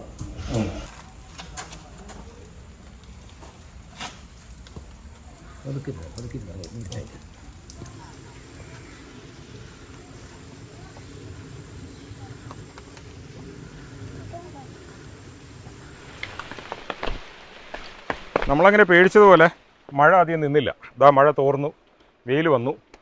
അപ്പോൾ നമ്മളിപ്പോൾ എത്തിയിരിക്കുന്നത് പഴയ ഭൂതത്താൻകെട്ട് അണക്കെട്ടിൻ്റെ ആ പ്രദേശത്താണ്. എൻ്റെ മുന്നിൽ പെരിയാർ ഇങ്ങനെ ഒഴുകുന്നുണ്ട്, വലിയ പാറക്കെട്ടുകളൊക്കെ കാണാം. അപ്പോൾ ഈ പഴയ ഭൂതത്താൻകെട്ട് അണക്കെട്ട് എന്താണ്, അതിനെ സംബന്ധിച്ചിട്ടുള്ള കാര്യങ്ങളും വിശേഷങ്ങളും ഒക്കെ തോമസ് ചേട്ടനോട് ചോദിക്കാം. പറയൂ ചേട്ടാ. സാർ, ഇത് നമ്മളേ അതായത് കേരള സംസ്ഥാനം 44 നദികളുള്ള ഏറ്റവും നീളം കൂടിയ നദിയാണ് പെരിയാർ. പെരിയാറിൻ്റെ തീരത്തും ഭൂതത്താൻകെട്ടിൻ്റെ ഹൃദയഭാഗത്തും നമ്മൾ നിൽക്കുന്നത്. 2 കല്ല് കണ്ടുകൊണ്ടോ 2 മരം കണ്ടുകൊണ്ടോ പാറ കണ്ടുകൊണ്ടോ ഭൂതത്താൻകെട്ടായില്ല. ഭൂതം എന്തിനു വേണ്ടി കിട്ടുന്നറിയിക്കണം. ഇതിന് പ്രത്യേകത നമ്മളിവിടെ വരുമ്പോൾ നമ്മൾ റാംപുര പാസ് എടുക്കും. ഇവിടെ വരുമ്പോൾ നമ്മൾ ഗൈഡുകൾ ആരില്ലെങ്കിലും ഇതിൻ്റെ കഥകളോ കാര്യങ്ങളൊന്നും അറിയാൻ പറ്റത്തില്ല. അപ്പോൾ ഈ റാംപുര പാസ് എടുത്ത് നമ്മൾ മനസ്സില്ലാണ്ട് ചീത്തം പറഞ്ഞിട്ട് പോകുള്ളൂ. ഒരു പാറ കണ്ടു, ഇത്രേ ഉള്ളൂ. തോമസ് ചേട്ടൻ പറഞ്ഞതിലൊരു കാര്യമുണ്ട്. നമ്മൾ ഈ വനത്തിലൂടെ സഞ്ചരിച്ച് ഈ പഴയ ഭൂതത്താൻകെട്ട് അണക്കെട്ടിൻ്റെ ഭാഗത്ത് എത്തുമ്പോൾ ധാരാളം നേരത്തെ നമ്മൾ കണ്ടതുപോലെയുള്ള വലിയ വലിയ മരങ്ങളും വള്ളിപ്പടർപ്പുകളും ഔഷധ ചെടികളും ഒക്കെ ഉള്ള ഭാഗത്തിലൂടെയാണ് നമ്മൾ സഞ്ചരിച്ചത്. അതോടൊപ്പം തന്നെ ഈ നമ്മളീ നിൽക്കുന്ന പഴയ ഭൂതത്താൻകെട്ട് അണക്കെട്ടിൻ്റെ ഭാഗത്തിനും ഒരു ചരിത്രവും ഐതിഹ്യങ്ങളൊക്കെ ഉണ്ട്. മുന്നേ ഉള്ള വനംവകുപ്പിൻ്റെ കൗണ്ടറിൽ നിന്ന് 50 രൂപ ടിക്കറ്റ് എടുത്ത് വരുന്ന സഞ്ചാരികൾക്ക് ഒരു ഗൈഡ് ഇല്ലാതെ ഇവിടെ എത്തിപ്പെട്ടാൽ ഒരു കാര്യവും മനസ്സിലാക്കാൻ സാധിക്കില്ല എന്നതാണ് സത്യം. ഇപ്പോൾ നമ്മുടെ യാത്രയിൽ തന്നെ നിങ്ങൾ അത് മനസ്സിലാക്കിയതാണല്ലോ. അപ്പോൾ ഈ തോമസ് ചേട്ടൻ പറഞ്ഞ ആ കാര്യത്തിൽ ഒരു സാങ്കത്യമുണ്ട്. പറഞ്ഞോളൂ ചേട്ടാ. അപ്പോൾ ഏറ്റവും നീളം കൂടിയ നദി പെരിയാർ. അപ്പോൾ നമ്മൾ അതായത് അതിൽ 41 നദികൾ കിഴക്കൊന്നും പടിഞ്ഞാട്ടേക്ക് വിടുക. കിഴക്കൊന്നും പടിഞ്ഞാറൊന്നും കിഴക്കോട്ട് പോകുന്ന 3 നദികളുണ്ട്. കബനി, പവാനി, പാമ്പാറി 3 നദികൾ പടിഞ്ഞാറൊന്നും കിഴക്കോട്ടാണ് വിടുന്നത്. ബാക്കി 41 പടിഞ്ഞാറ് തന്നെ വിഴുകുന്നത്. ഒഴുകി അറബിക്കടലിൽ ചേരിയാണ്. എന്നാൽ ഏറ്റവും വീതി കൂടിയ നദി ഭാരതപ്പുഴയാണ്. ഭാരതപ്പുഴയ്ക്ക് നല്ലൊരു ഓമന പേരുണ്ട്, അറിയാമോ സാറേ? നീള. പണ്ട് യേശുദാസ് ഒരു പാട്ട് പാടിയുണ്ട്. വേണമെങ്കിൽ 2 വരി എനിക്കറിയാവുന്ന രീതിയിൽ എനിക്കറിയാവുന്ന രീതിയിൽ 2 പാട്ടോ. നീരാടുവാൻ നിളയിൽ നീരാടുവാൻ, നീരാടുവാൻ നിളയിൽ നീരാടുവാൻ, നീ എന്തേ വൈകി വന്നു പൂം തിങ്കളേ, നീ എന്തേ വൈകി വന്നു പൂ തിങ്കളേ, നീരാടുവാൻ നിളയിൽ നീരാടുവാൻ. കാര്യങ്ങളൊക്കെ പറഞ്ഞു വന്നപ്പോൾ ചേട്ടനിലെ ഗായകൻ ഉണർന്നതാണ് അല്ലേ? എന്തായാലും കൊള്ളാം. അപ്പോൾ അങ്ങനെ ഒരു ഓമന പേരും ഭാരതപ്പുഴയ്ക്കും കേട്ടോ. പെരിയാറിൻ്റെ ഉത്ഭവത്തിലെ ഇടുക്കി ജില്ലയിൽ കുമളി എന്ന് സ്ഥലമുണ്ട്. അവിടെ നിന്ന് പോയി കഴിഞ്ഞാൽ ചെക്കട്ടമല കഴിഞ്ഞാൽ കരിന്തിര മല കഴിഞ്ഞാൽ പിന്നെ ശിവഗിരി എന്ന് പറഞ്ഞ സ്ഥലത്തുനിന്നാണ് ഇതിൻ്റെ പെരിയാർ ഉത്ഭവിക്കുന്നത്. അവിടെ നിന്ന് പോന്നു കഴിഞ്ഞാൽ നമ്മൾ പാണയിൽ പോയി അപ്രിക്കാട്, മലയാറ്റുപള്ളി, കാലടി, ആലുവ, പാതാളത്തിൽ നിന്ന് അവസാനിക്കുകയാണ്. പാതാളം എന്ന സ്ഥലത്ത് 244 കിലോമീറ്റർ നീളത്തിൽ ഒഴുകുന്ന നദിയാണ്. സാറിന് എന്തെങ്കിലും സംശയം ഉണ്ടെങ്കിൽ ഇനി നമ്മൾ കാലടി ചെയ്യുമ്പോൾ കാലടി പാലത്തിൻ്റെ അങ്ങേ തുമ്പത്ത് എഴുതി വെച്ചിട്ടുണ്ട് പെരിയാറിൻ്റെ അളവ്. ഇനിയാണ് കഥ. ഈ കഥയിൽ ചോദ്യമില്ല. ഞങ്ങളുടെ 6 ഗൈഡുകളുണ്ട്. 6 വ്യത്യസ്തമായ കഥകളെ പറയത്തുള്ളൂ. അവസാനം ബോധത്താൻ കിട്ടി തന്നെ പറയത്തുള്ളൂ കേട്ടോ. അല്ലെങ്കിൽ കഥയിൽ ചോദ്യമില്ലെന്നാണ്. അതെ അതെ. അപ്പോൾ അതിനകത്ത് നമ്മൾ പിന്നെ പോയിട്ട് ഐതിഹ്യമാണ്, മിത്താണ് കേട്ടോ. അപ്പോൾ ഇത് നിങ്ങൾക്ക് എന്തെങ്കിലും സംശയങ്ങളുണ്ടെങ്കിൽ ഇടയ്ക്ക് ചോദിക്കരുത്. അവസാനം ചോദിച്ചാൽ എനിക്കറിയാവുന്നതാണ് മറുപടി. കഥയുടെ റിലേ പോകും, എൻ്റെ റിലേ പോകും. ആളെ കണ്ടറിയാലോ, റിലേ പോയ ആളാണ്. അപ്പോൾ റിലേ പോകാതെ തോമസ് ചേട്ടൻ പറഞ്ഞു നമ്മൾ ചോദിച്ചിന് റിലേ കളയുന്നില്ല. അല്ല, അപ്പോൾ അതുകൊണ്ട് ഒരു മിത്താണ് കേട്ടോ. പരമശിവനും പാർവതിയായിട്ട് കൈലാസത്തിൽ ജീവിക്കുമ്പം അവർ നമ്മൾ ചെറിയ സൗന്ദര്യപ്പണക്കം ഉണ്ടായി. വഴക്ക് മൂത്ത ശിവൻ കൈലാസം ഉപേക്ഷിക്കുന്നു, അവിടെ നിന്ന് ഇറങ്ങിത്തിരിക്കുന്നു. എങ്ങനെയാ ദൈവങ്ങൾ പോകുന്നത്? ഇന്നോവക്കാറിലാണോ, പ്ലെയിനാണോ? അപ്രതീക്ഷമാകുന്നു, പ്രത്യക്ഷമാകുന്നു. അങ്ങനെ അപ്രതീക്ഷമായിട്ട് വന്നു. കോതമംഗലത്തിന് സമീപം തൃക്കാരൂർ സ്ഥലമുണ്ട്. അവിടെ ഒരു ക്ഷേത്രമുണ്ട്. ആ ക്ഷേത്രത്തിൽ വന്ന് തപസ്സാരംഭിച്ചു. ദിവസങ്ങൾ കഴിഞ്ഞ്, ആഴ്ചകൾ കഴിഞ്ഞ്, മാസങ്ങളും കഴിഞ്ഞ് ദേവൻ കൈലാസത്തിൽ. ദേവനില്ലാത്ത കൈലാസം ശൂന്യമാണ്. ദേവൻ ഇറങ്ങിത്തിരിച്ചപ്പോൾ 2 കാരണത്താൽ ദേവി തടഞ്ഞില്ല. ഒന്നാമത്തെ കാരണം പുള്ളിയെ സംബന്ധിച്ച് ചിത്ര കോവിയാണ്, മുൻ കോവിയാണ്. പുള്ളി ദേഷ്യപ്പെട്ടതിനെ സംബന്ധിച്ച് തൃക്കണ്ണ് തുറന്ന് ഭസ്മായി പോകും. അത് കാരണം സ്വന്തം ഭാര്യയായ ദേവിക്ക് പേടിയാണ്. ഭാര്യ എന്നുള്ള പരിഗണന ചിലപ്പോൾ കിട്ടിയെന്ന് വരില്ല. രണ്ടാമത്തെ കാരണം 2-3 ദിവസം കഴിയുമ്പോഴെങ്കിലും വരുമെന്നുള്ള പ്രതീക്ഷയുണ്ടായിരുന്നു. അങ്ങനെ ദിവസങ്ങൾ കഴിഞ്ഞ് ആഴ്ചകളും വന്നില്ല. ദേവിക്ക് ആകെ സങ്കടമായി, വിഷമം. എന്താ ചെയ്യേണ്ടത്? 2-3 മാസം കടന്നുപോയി. 2-3 ദിവസങ്ങൾ ക്ഷമിക്കുക, എവിടെയെങ്കിലും പോയെന്ന് അന്വേഷിക്കാമെന്ന് സ്വയം തീരുമാനം ദേവി എടുത്തു. അങ്ങനെ പെട്ടെന്ന് 2-3 ദിവസം കടന്നുപോയി. പല ദേശങ്ങളും പല ദിക്കുകളും പോയി അന്വേഷിച്ചു, കണ്ടെത്തിയിൽ. അവസാനമായി തൃക്കാരൂർ എന്ന സ്ഥലത്തുണ്ട്. ചെന്ന് വിളിക്കാൻ ഭയം. ഇവിടുന്ന് ഒരു 8 കിലോമീറ്റർ അകലെയാണ് തൃക്കാരൂർ. എന്തായാലും ആദ്യം പറഞ്ഞ സംഭവങ്ങൾ മനസ്സിൽ നിൽക്കുന്നതാണ്. ദേവിക്ക് പേടിയാണ്. എന്താ ഒരു വഴി? ദേവി ഇങ്ങനെ പെരിയാറിൻ്റെ തീരത്തൂടെ നടന്നു വന്ന് ഈ ഭാഗത്ത് പോകുമ്പോൾ നാച്ചുറായ പാറ നടുക്ക്, അപ്പുറത്തെ ക്യാപ്പികളും ഇപ്പുറത്തെ ക്യാപ്പിലും വെള്ളം ഒഴുകുന്നത്. ദേവി ആ പാറപ്പുറത്ത് കുറച്ച് സമയം നിന്ന് ആലോചിച്ചപ്പോൾ കിട്ടിയ ഒരു ഐഡിയയാണ് പെരിയാർ കുറുകെ അണതീർക്കാണ്. ഈ അണതീർക്കുന്ന ഉദ്ദേശം വരുന്ന അങ്ങോട്ട് നോക്കിക്കഴിഞ്ഞാൽ കിണർ കാണാം. നീ കണ്ടോ ഒരു കിണർ? ആ കിണറിൻ്റെ സൈഡിലേക്ക് ഒരു തോട് ഒഴുകുന്നുണ്ട്. ഈ തോട് ചെന്ന് അവസാനിക്കുന്ന തൃക്കാരൂർ ക്ഷേത്രത്തിൻ്റെ സൈഡിൽ കൂടിയാണ്. അപ്പോൾ ദേവി അവിടെ നിന്ന് ആലോചിച്ച് ഇവിടെ ഒരു ചെറിയ കൂറ്റം മതിൽ, ഒരു ചിറ തീർത്ത്, ഒരു ഡാം തീർത്താൽ ഇവിടുന്ന് ആണെങ്കിൽ ഇപ്പോൾ ഒരു കപ്രിക്കാട് മലയാറ്റൂർ പോകുന്ന വെള്ളം വൻ ശക്തിയോട് കൂടി ഇവിടെ നിന്ന് ഒഴുകിയ തോട്ടിലേക്ക് ചെന്ന് കഴിഞ്ഞാൽ, അതായത് നമ്മുടെ തൃക്കാരിരിക്കുന്ന ക്ഷേത്രത്തിൻ്റെ ചരിത്രത്തിൽ ചെന്ന് ആദ്യം മുങ്ങുന്ന തൃക്കാർ ക്ഷേത്രം, അത് കഴിഞ്ഞാൽ കോതമംഗലം പ്രദേശം, ഈ കരകളെല്ലാം വെള്ളത്താൽ നശിക്കും. പിന്നെ ഭഗവാന് പോലുള്ള സ്ഥലം കൈലാസം എന്നാണ് കണക്കൂട്ടുക. ഇതിങ്ങനെയുള്ള ജോലികൾ ഇന്നത്തെ കാലത്താണ് മിഷീനുണ്ട്. അന്ന് ഇതുപോലുള്ള ജോലികൾ ഭൂതങ്ങളാണ്. എല്ലാ ഭൂതങ്ങളും ഹാജരാകാൻ പറഞ്ഞ് എല്ലാവരും ഹാജരായി. ദേവി ഇങ്ങനെ ആവശ്യപ്പെട്ട് പെരിയാർ കുറുകയാണ് തീർക്കണമെന്ന്. ഭൂതങ്ങളെ സംബന്ധിച്ച് ത്രിസംഗ സ്വർഗത്തിലായി. അങ്ങോട്ടുമില്ല ഇങ്ങോട്ടുമില്ല. കളിക്കുന്നവരാ ഭഗവാൻ ശിവനോട്. ശിവന്റെ സൈന്യങ്ങളാണ് ഭൂതങ്ങൾ. അവർക്ക് ഭയമാണ്. ദേവിയുടെ ഓർഡർ ആയതുകൊണ്ട് അനുസരിക്കാൻ പറ്റില്ല. മനസ്സുള്ള ഇവർ പറഞ്ഞ് ഞങ്ങൾ കെട്ടാം. പക്ഷേ കെട്ടുന്നതിന് പ്രത്യേകമുണ്ട്.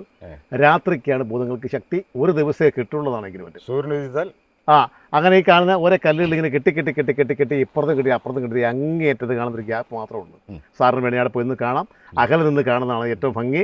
ഇവിടെ ഏറ്റവും താഴ്ച കുറഞ്ഞ സ്ഥലം അവിടെയാണ്. 60 അടി താഴ്ചയുള്ളൂ കേട്ടോ. നമ്മൾ ഈ പുഴ അങ്ങോട്ട് നീന്തി കടന്ന് ചെല്ലുമോ, അല്ലെങ്കിൽ അതിലൊരു വഴിയുണ്ട്. ആ വഴിക്കൂടെ ചെല്ലുമ്പോൾ ഒരു 12 കൂറ്റൻ പാറകളിക്കുന്നതാണ്. അന്ന് വനമാണ് ഇന്നൊരു വ്യക്തിയുടെ കൈവശത്തായിരിക്കുന്നത്. പുള്ളിയെ സംബന്ധിച്ച് കിടക്കാൻ കിടപ്പടം പുള്ളില്ലാത്ത ആളാണ്. 264 ഏക്കർ സ്ഥലം ഉള്ളൂ കേട്ടോ. എങ്കിലും ദേവൻ കണക്കൂടി ദേവൻ ദേഷ്യപ്പെട്ടാണല്ലോ പോകുന്നത്. ഇപ്പോഴത്തെ അവസ്ഥ സിറ്റുവേഷൻ മനസ്സിലാക്കാൻ ദേവൻ ഇങ്ങനെ ദൈവീക ദൃഷ്ടി നോക്കിയപ്പം ദേവി ഇങ്ങനെ ഭൂതങ്ങളെ പറഞ്ഞു ഡാം തീർത്തുകൊണ്ട് ചിറ തീർത്തുകൊണ്ടിരിക്കുക. ഇത് പുള്ളിക്കാരൻ മനസ്സിലായൊരു പാരയാണ്. വേറെ ആരുമല്ല, സ്വന്തം ഭാര്യ തന്നെ ദേവി തന്നെയാന്ന് മനസ്സിലായി. അപ്പം നമ്മളൊന്നും മനസ്സിലാക്കേണ്ട, ഭാര്യമാർ ഭർത്താക്കന്മാരുള്ള പാരവപ്പാക്കാൻ തുടങ്ങിയതാ അല്ലേ.